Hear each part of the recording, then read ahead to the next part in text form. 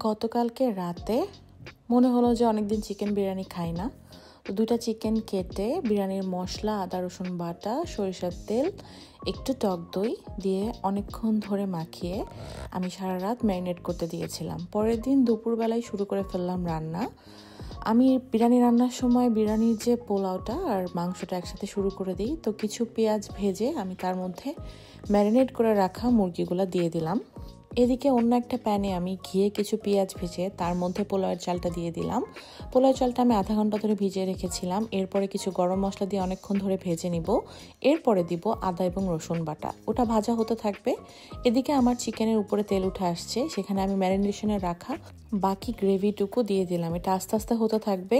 ওইদিকে পোলাওয়ের মধ্যে আমি পরিমাণ মতো পানি দিয়ে দিলাম। বিরিয়ানি রান্নার সময় পোলাওয়ের পানিটা আমি একটু কমই দিই, এতে ঝরঝরা হয় অনেক। আমার মুরগিটা হয়ে গিয়েছে, এখন আমি জাস্ট কিছু ধনিয়া পাতা কেটে এরপর আমি শুরু করব লেয়ারিং। লেয়ারের এক লেয়ারে থাকবে মাংস ঝোল এবং অন্য লেয়ারে পোলাও।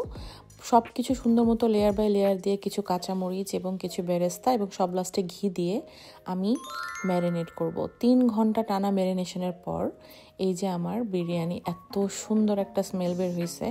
আমি সুন্দর মতো একটু উল্টে পাল্টিয়ে দেখতেছিলাম ভিতরের তেল তেলে হয়েছে কিনা। এত সুন্দর একটা স্মেল বেরোচ্ছিল, মনে হচ্ছিল এখনই ঝাঁপায় পড়ি। এই ছিল আজকে আমার ডিনার।